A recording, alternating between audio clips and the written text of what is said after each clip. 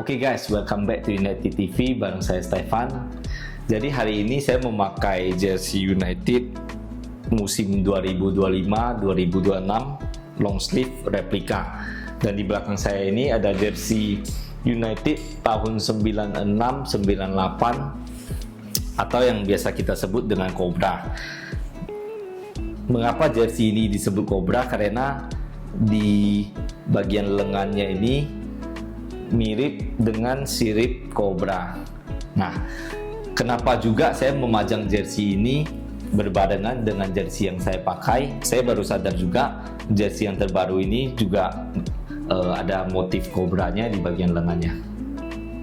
Oke, jadi hari ini saya akan membahas sedikit tentang perkembangan United saat ini.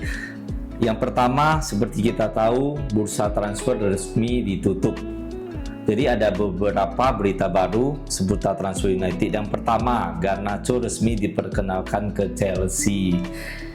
Ya, semoga aja Garnacho bisa bermain lebih bagus dan lebih menjaga attitude-nya di Chelsea. Karena ya seperti kita tahu, Garnacho itu memang pemain yang lumayan berbakat, tapi agak kurang di masalah attitude. Yang kedua, Lindelof ke Aston Villa dengan free transfer. Oke, yang seperti kita tahu ya, kontraknya Lindelof dan United itu memang sudah habis di musim kemarin.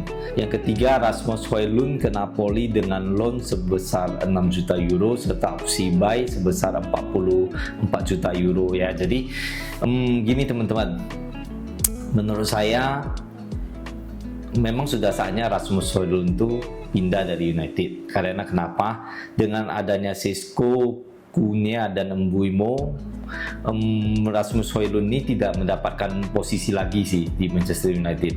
Yang keempat, Anthony dibeli Betis sebesar 22 juta euro. Oke, menurut saya ini keputusan yang pas, mengingat di musim kemarin Anthony bermain cukup bagus di Betis. Jadi menurut saya mungkin Betis adalah tim yang pas untuk Anthony.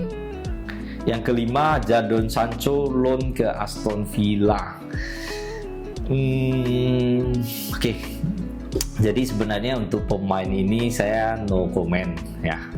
Karena pemain ini juga udah dikasih beberapa kesempatan seperti kemarin di loan ke Chelsea dan ternyata gagal ya. Mungkin attitude-nya itu memang sudah susah ya teman-teman untuk diperbaiki, tapi balik lagi pemain ini masih mempunyai kesempatan karena usianya ini baru 25 tahun kalau nggak salah.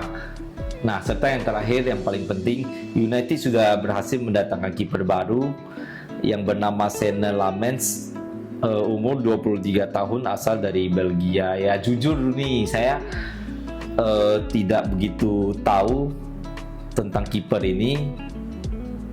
Ekspektasi saya pertama sih Martinez, karena Martinez itu sudah biasa bermain di Liga Inggris dan sudah berhasil bawa Argentina memenangkan Piala Dunia. Tapi mungkin Amorim mempunyai beberapa faktor untuk tidak mendatangkan Martinez.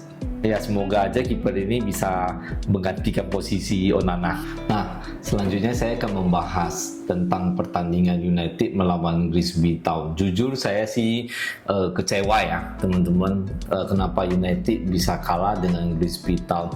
Jadi Grimsby Town ini adalah klub Liga Inggris divisi keempat. Nah, ini gampangnya aja nih. Jadi di kasta yang paling tinggi dari Liga Inggris, yang pertama adalah English Premier League atau yang biasa kita tahu dengan EPL. Nah, jadi yang kedua ada English Football League Championship atau singkatannya EFL Championship. Dan di bawahnya lagi ada EFL 1 dan EFL 2. Nah, si Grimsby Town ini berada di EFL 2. Nah, teman-teman bayangin aja nih, United berada di kasta 3 di atas Grimsby Town, tapi United kalah. Ya tapi balik lagi itu sudah berlalu. Untungnya kekecewaan para fans United ini ditutupi dengan kemenangan United melawan Burnley ya. Jujur saya lumayan happy lihat pertandingan United melawan Burnley dengan begitu lumayan banyak peluang-peluang, tapi ada beberapa poin penting yang saya highlight di pertandingan tersebut. Yang pertama, saya melihat masih kurangnya lini pertahanan dari United. Jadi teman-teman bisa lihat kebobolan gol United pada saat melawan Burnley itu karena kurangnya komunikasi antara ketiga back di belakang.